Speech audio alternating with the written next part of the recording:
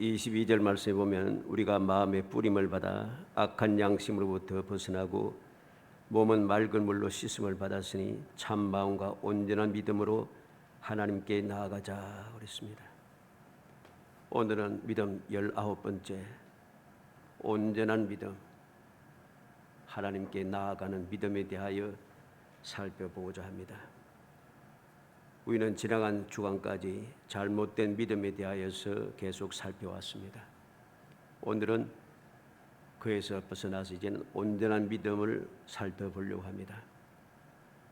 믿음은 다 같은 것이지 온전한 믿음과 불완전한 믿음이 있는가 하겠지만은 하나님 앞으로 나아가지 못하는 믿음은 온전한 믿음이 되지 못합니다.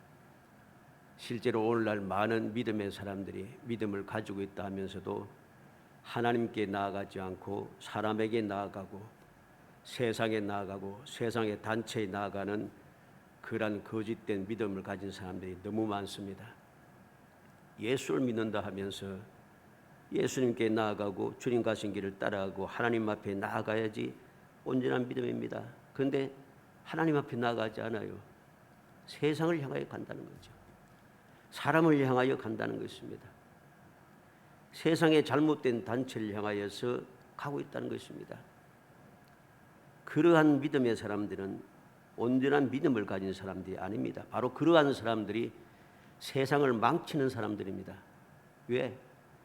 잘못된 믿음이기 때문이죠. 무엇이든지 잘못된 것은 세상에 백해무익합니다. 잘못된 것을 옳다고 주장하며 그 길을 따라가면 항상 잘못되게 되어 있어요. 이 세상에 왜 끊임없이 문제가 생깁니까? 잘못되었기 때문입니다.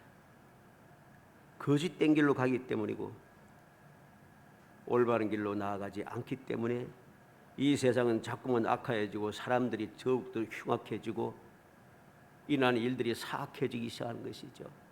문제는 끊임없이 발생하고 문제를 일으킨 사람들이 오히려 큰 소리를 치는 세상이 되었습니다. 우리는 정신을 차려야 됩니다. 정신을 차리지 않고 그들을 옳다고 주장하며 그들과 함께하고 있으니 그들과 함께하는 이 믿음의 사람이라고 하는 사람들이 얼마나 많습니까? 그들은 다 가짜입니다. 그 잘못된 믿음, 하나님 앞에 나아가지 않고 세상을 향하여 나아가고 죄악을 향하여 나아가고 사람을 향하여 나아가는 그러한 잘못된 믿음을 가진 사람들이 세상에 유익을 줄 수가 없습니다. 절대로.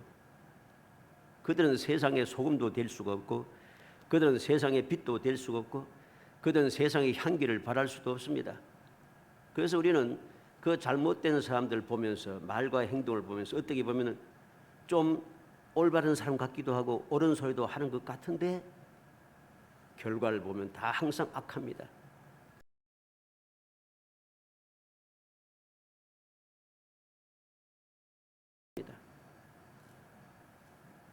올바른 믿음, 온전한 믿음은 하나님께 나아가는 믿음입니다. 그래서 오늘은 하나님께 나아가는 온전한 믿음이 어떤 것인지, 어떻게 하면 하나님께 나아갈 수가 있는지, 그리고 이 온전한 믿음을 가진 사람들은 무슨 일을 해야 하는지 하는 것을 살펴보려고 합니다. 그래서 누가 뭐라고 해도 사람들이 다 조롱하고 손가락질해도 나는 온전한 믿음의 사람이 되어서 내가 있는 곳에 주님 함께 거하시고 내가 가는 길에 앞서 주님께서 계시고 내가 이루는 모든 일이 주님께서 이루셔서 형통해지고 내가 가는 모든 삶이 주님의 돌보심으로 평화롭고 우리가 이 세상에 살아가는 모든 삶이 주님과 함께함으로 넘쳐나는 행복, 감사와 찬송이 넘치는 정말 복된 성도들, 금년 약속한 대로 믿음의 실상을 보고 믿음의 증거를 가지고 행복한 신앙생활을 이어가는 복된 성도이 되시기를 주의 이름으로 축복합니다. 먼저 온전한 믿음은 하나님께 나아가는 믿음입니다. 이건 두말할 필요가 없습니다. 하나님께 나아가지 않는 믿음은 절대로 온전한 믿음이 아니에요. 그런 하나님께 나아가는 온전한 믿음이 무엇입니까? 22절 말씀 처음부터 보면은 우리가 마음의 뿌림을 받아 악한 양심으로부터 벗어나고 몸은 맑은 물로 씻음을 받았으니 참 마음과 온전한 믿음으로 하나님께 나아가자. 참된 성도들은 마음의 속죄의 피뿌림을 받았다는 것입니다.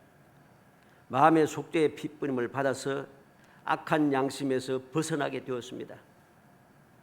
마음속에 속죄의 피뿌림을 받지 못한 사람은 악한 양심에서 벗어나지 못합니다. 그래서 양심 없는 삶을 살아가죠.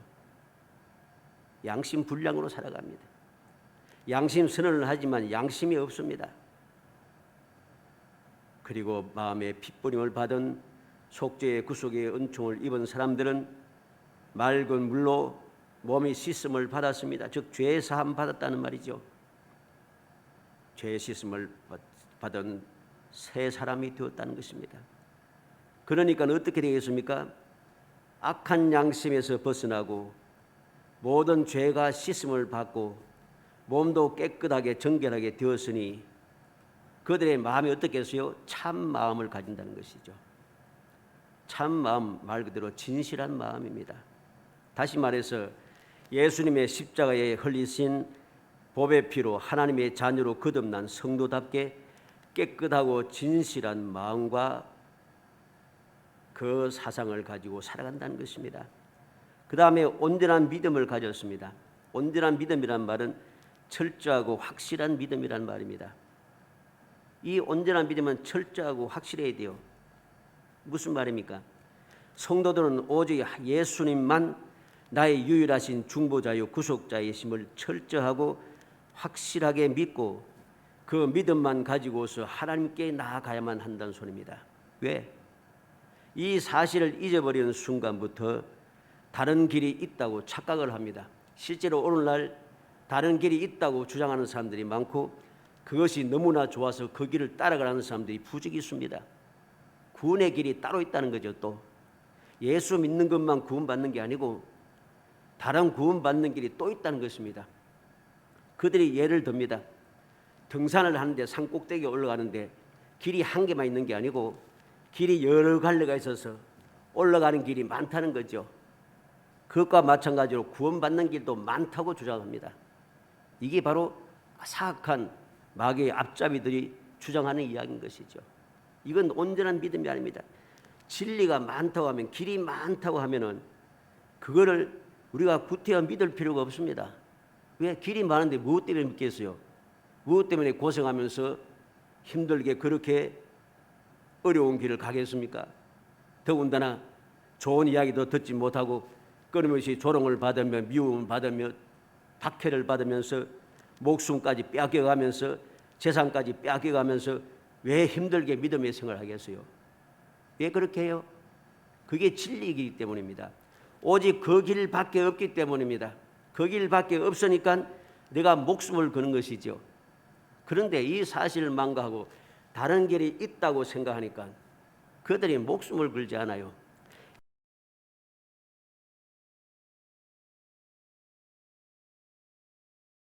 왜? 길이 많으니까.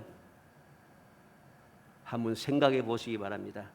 믿음에서 떠나서 일반적으로 생각할 때도 마구잡이로 뭐 불우야 불법을 행해서 다른 사람 피눈물을 흘려가면서 다른 사람 짓밟고 죽여가면서 내가 성공하면 그게 잘 되는 것입니까? 잘못된 것이죠. 세상에서도 그건 잘못된 것이라 합니다. 그런데 대한 믿음을, 그 잘못된 믿음을 올바른 믿음이라고 생각합니까? 오늘날 그런 사람들이 너무나도 많다는 것이죠. 이것은 올바른 믿음이 아닙니다. 이러한 사람들, 이러한 사상을 가진 사람들은 절대로 하나님 앞으로 가지 않습니다. 그들이 하나님 앞에 가지 않고 어디로 갑니까? 세상을 향하여 가죠. 세상의 것을 취합니다. 불의와 불법을 기록합니다. 잘못된 것을 옳다고 주장합니다. 진리를 지키기 위하여서 목숨 걸지 않고 세상의 잘못된 것을 지키기 위하여서 내 이익을 지키기 위해서 다른 사람을 해치는데도 앞장서서 야단치를 칩니다. 이게 오늘의 형편입니다. 세상이 악해지면 악해질수록 주님 오실 때가 가까우면 가까울수록 이러한 불의와 불법이 성행하게 되어 있습니다. 그래서 예수님께서 뭐라고 합니까? 사랑이 식어진다 합니다. 예, 불의와 불법이 난무하니까 사랑이 식어집니다.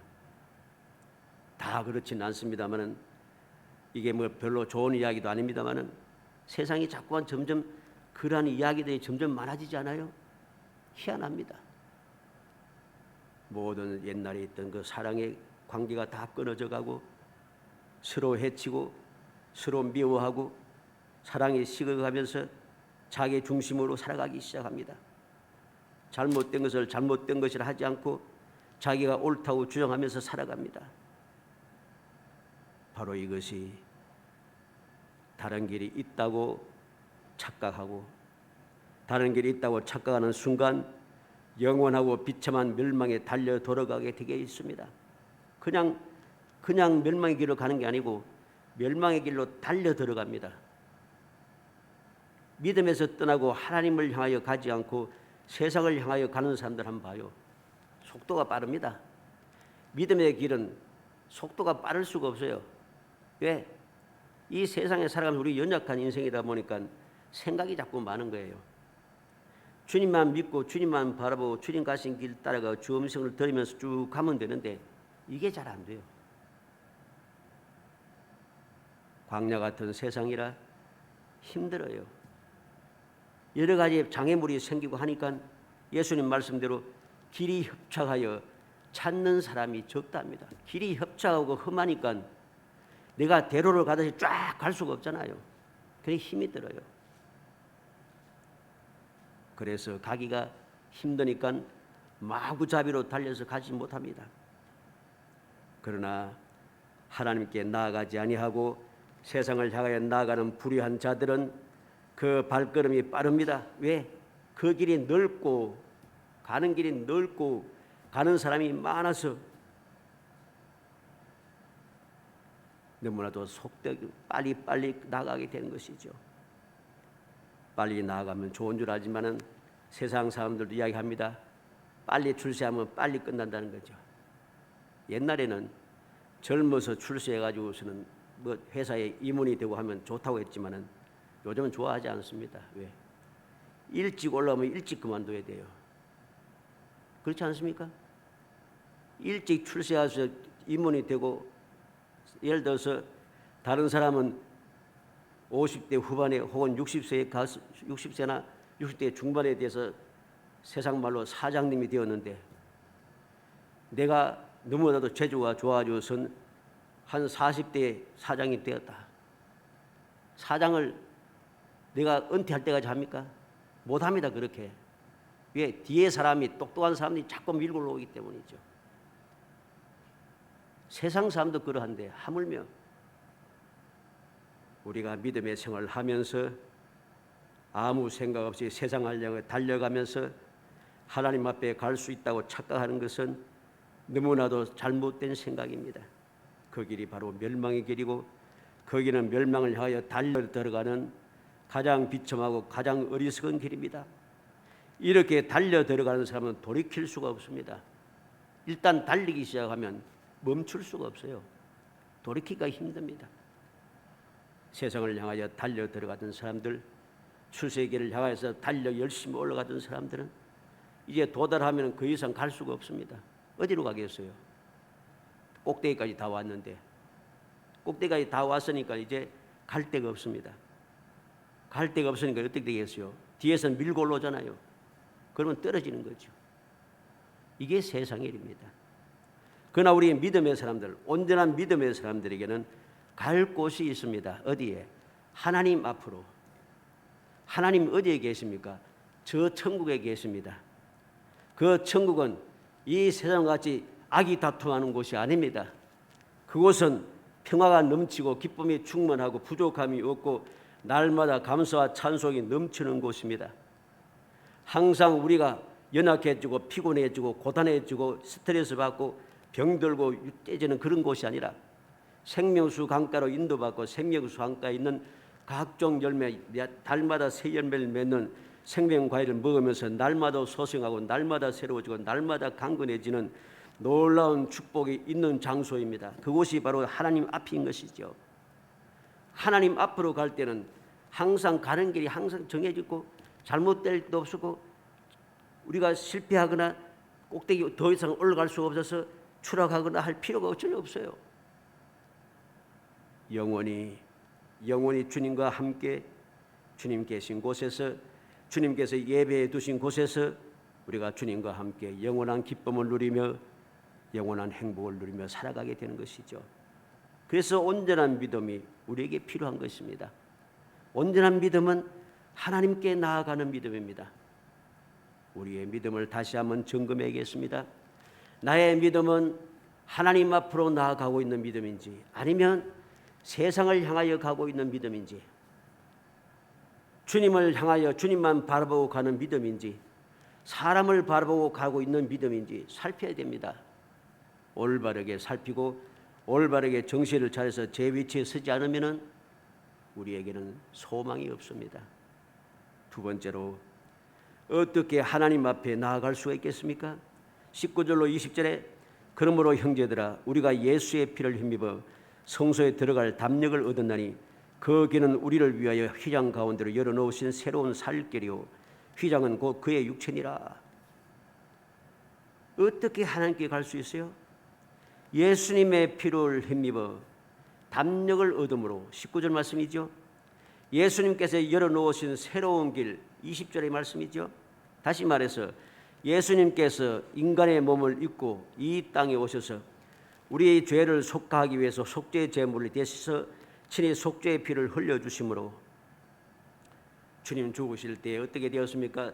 성전 휘장이 찢어서 누구든지 하나님 앞으로 나아갈 수 있는 길이 열려졌다는 것입니다. 마태복음 7장 51절에 이에 성소 휘장이 위로부터 아래까지 찢어져 둘이 되고 땅이 진동하며 바위가 터지고 예수님의 십자가에서 돌아가실 때에 일어났던 일입니다. 성전 휘장이 찢어졌습니다. 이제는 성전 휘장이 가로막혀서 우리가 하나님 앞으로 직접 갈 수가 없었습니다. 오직 한 번, 1년에 딱 한 번, 오직 한 사람 대제사장만 그곳에 들어가서 속죄의 제를 드릴 수 있었습니다. 그런데 예수님께서 속죄의 제물을 지어서 속죄의 피를 흘리심으로 말미암아 휘장의 문이 찢어져 사라지고 이제부터 누구든지 예수의 피를 믿고 의지하는 사람, 예수의 보혈 피로 죄 사함을 받은 구속받은 성도들은 누구나 다 하나님 앞으로 갈 수 있게 되었습니다. 마태복음 26장 28절에 보면 이것은 죄 사함을 얻게 하려고 많은 사람을 위하여 흘리는 바 나의 피 곧 언약의 피니라. 예수님께 십자가의 보혈 피를 흘리는 것은 많은 사람을 위하여 흘리는 바 언약의 피라고 했습니다. 어떤 언약의 피입니까? 죄 사함을 얻게 하려고.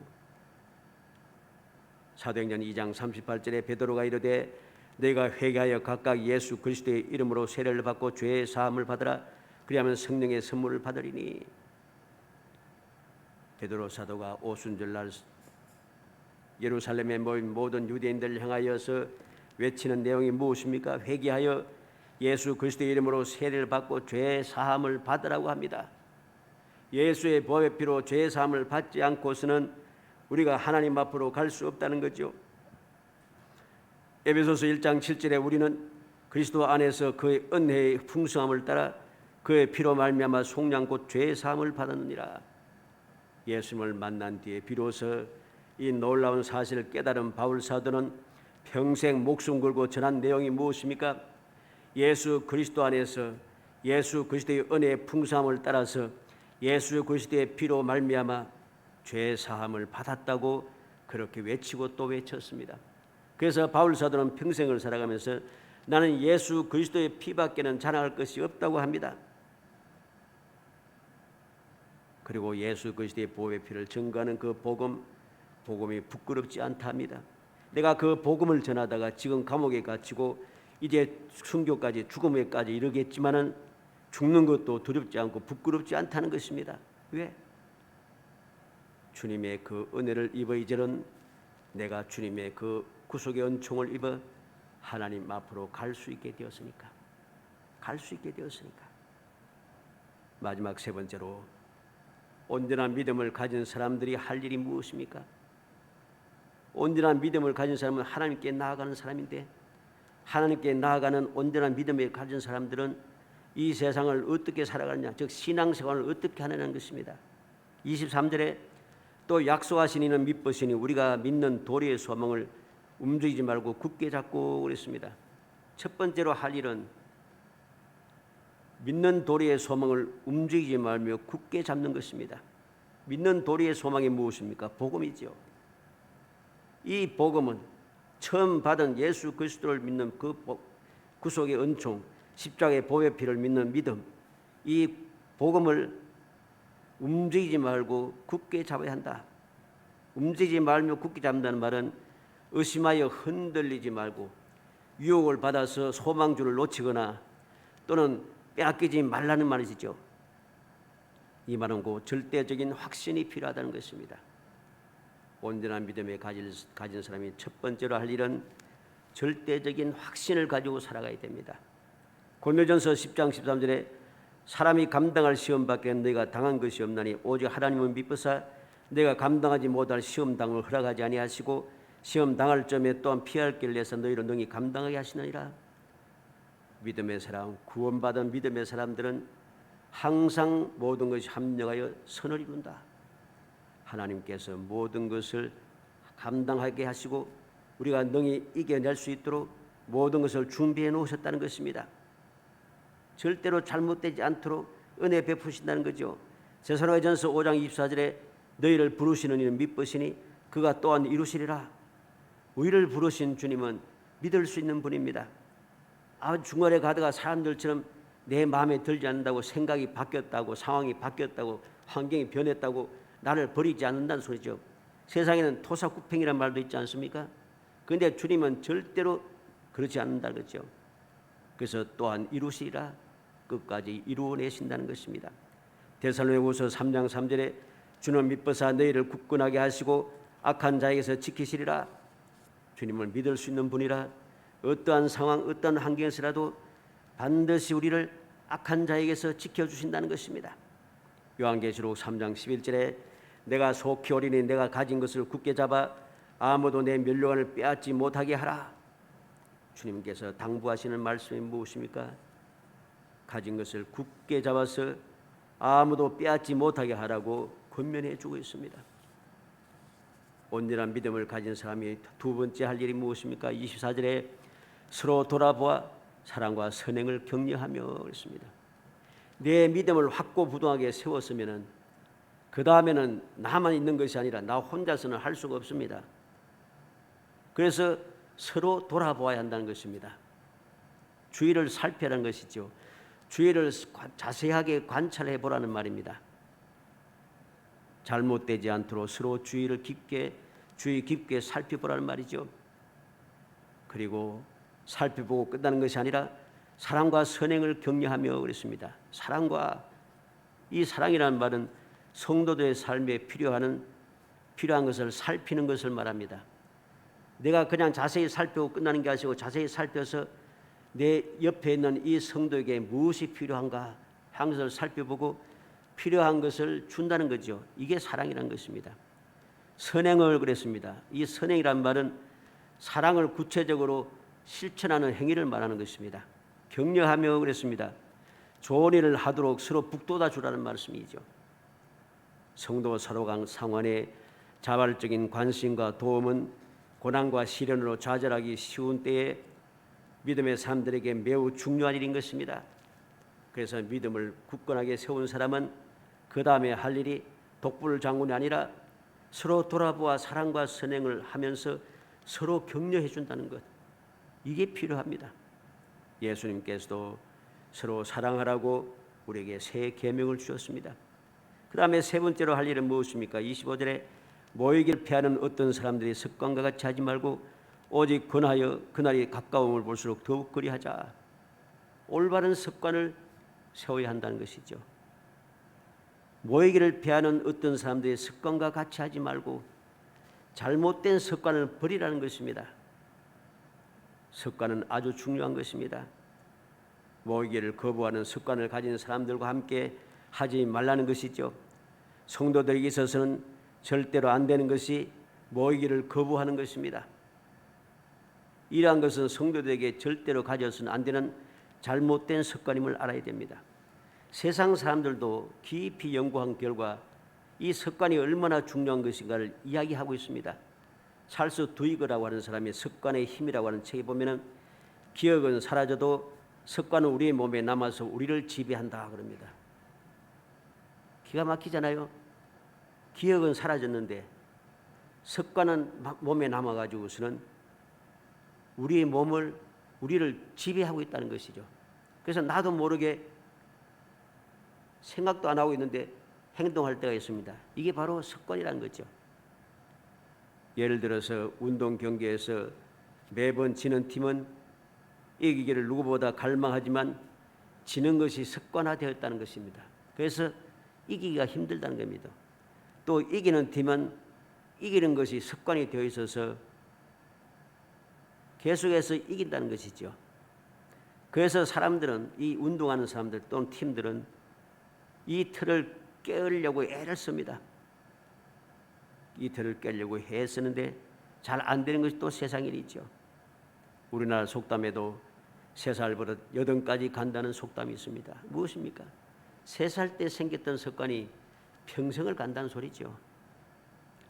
습관을 잘못 들이면 존재의 목적을 잊어버려서 존재 가치를 상실하게 된다는 사실을 알아야 됩니다. 우리의 믿음의 사람들, 하나님 앞에 나아가는 온전한 믿음을 가진 사람들이 이 믿음의 온전한 올바른 습관을 세우지 못하고 잘못된 습관을 가지게 되면 그 순간 우리는 잘못된 길로 가게 되는 것입니다. 내 존재 가치, 내가 하나님의 자녀이고 하나님께서 독생자까지 희생하시면서까지 나를 구원하신 존귀한 존재인 것을 까마득하게 잊어버리고 세상 사람들에게 주눅이 들고 열등감이 생겨가지고서는 세상 사람이 부러워하고 세상 사람 밑으로 자꾸 들어갑니다. 세상 사람이 자꾸 짓밟힙니다. 하나님의 자녀가 어떻게 해서 세상 사람들에게 밑에 들어가서 그들에게 짓밟히는 삶을 살 수 있습니까? 세상 사람도 그렇게 하지 않습니다. 세상 사람도 그렇게 하지 않아요. 아무리 잠깐밖에 없는 권력을 가진 사람도 잠깐 가지고 있는 그 권력을 있는 동안 열심히 사용합니다. 눈치 보지 않습니다. 누가 뭐래도 상관하지 않습니다. 나중에 잘못될 값이라도 그냥 계속해서 큰 소리 치면서 세상 말로 갑질하며 살아갑니다. 세상 사람도 그러한데 영원 불변한 하나님의 자녀인 내가 누구인가, 내 존재 가치를 잊어버리고 영원한 멸망에 빠질 수밖에 없는, 잠시 잠깐밖에 가지고 수 없는 그 세상 사람들에게 열등감에 빠져서 그들에게 나 자신을 맡기고 그들에게 좌지우지되고 그들에게 조롱거리가 되고 그들에게 짓밟히는 것이 올바른 모습입니까? 잘못된 거죠. 우리는 명심해야 됩니다. 그 잘못된 습관을 버려야 한다는 것입니다. 우리는 말씀을 통해서 올바른 습관을 봐야겠습니다. 예수님의 습관을 우리가 보겠습니다. 누가복음 22장 39절에 예수께서 나가사 습관을 따라 갈만산에 가심에 제자들도 따라갔더니, 예수님의 습관이 무엇입니까? 감람산에 가셔서 기도하는 겁니다. 습관을 따라 감람산에 가서 기도하고 계십니다. 우리는 습관을 따라서 하나님 앞에 나가서 기도하고 있습니까? 우리의 습관을 올바르게 세워야 됩니다.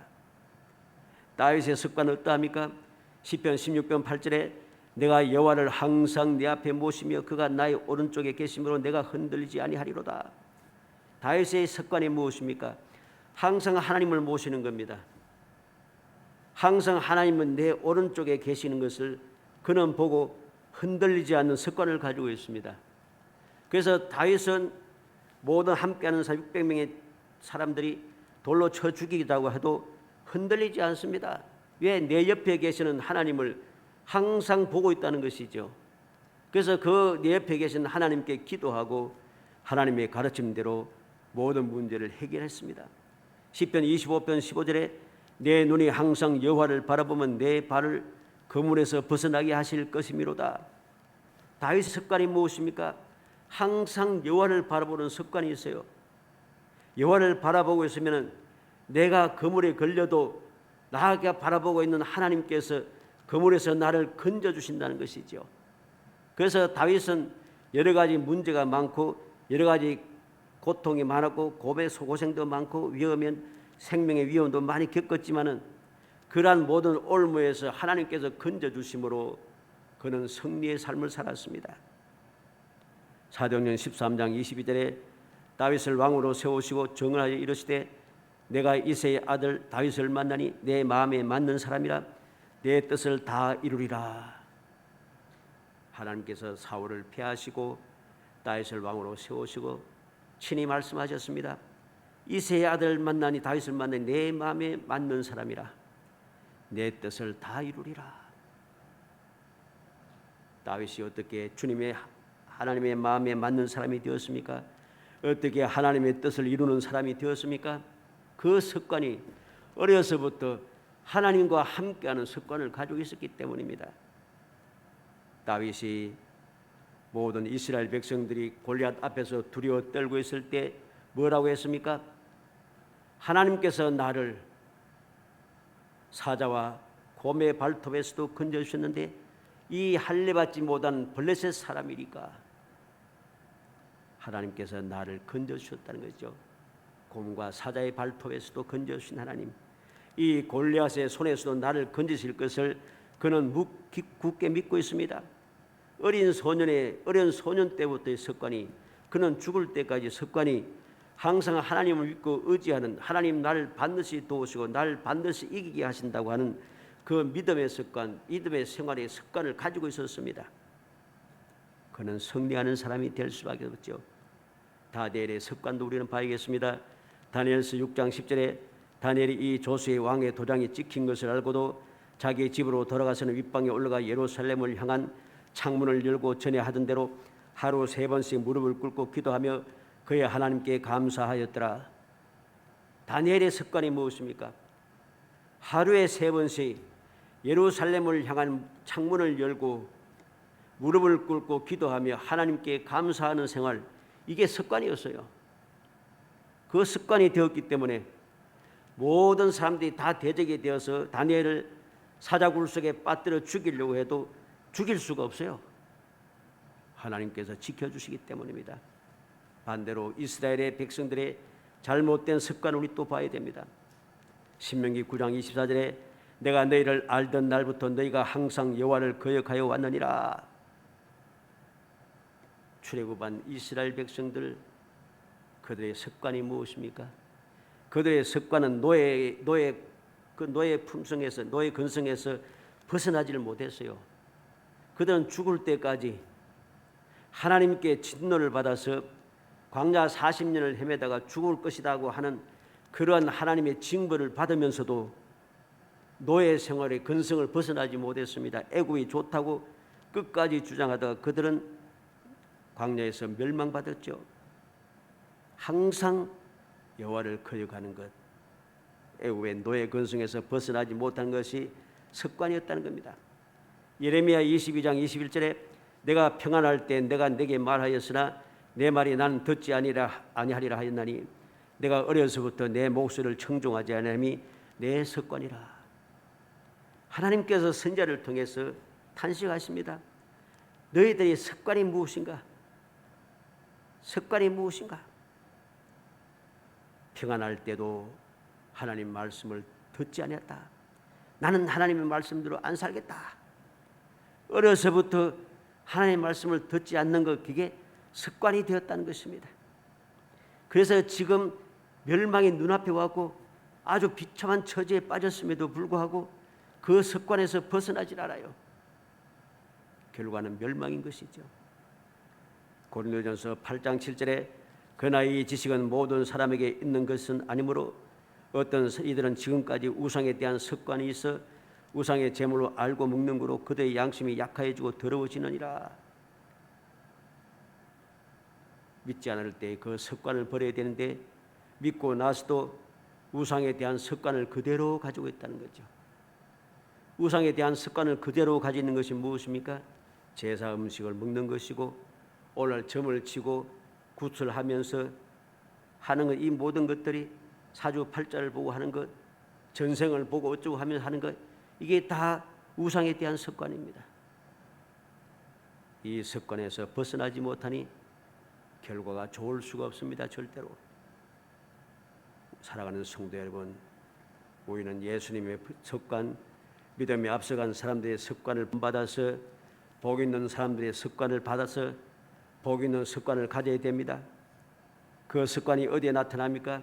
시편 1편 1절로 3절에 복 있는 사람은 악인들의 꾀를 따르지 아니하며 죄인들의 길에 서지 아니하며 오만한 자들의 자리에 앉지 아니하고 오직 여호와의 율법을 즐거워하여 그의 율법을 주야로 묵상하는도다.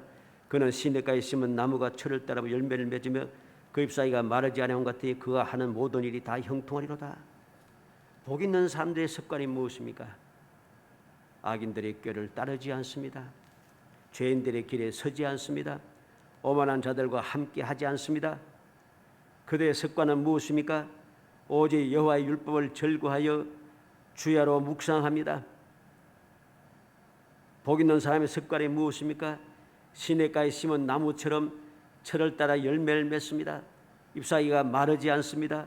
하는 모든 일이 형통합니다. 이게 복 있는 사람들의 습관인 거죠.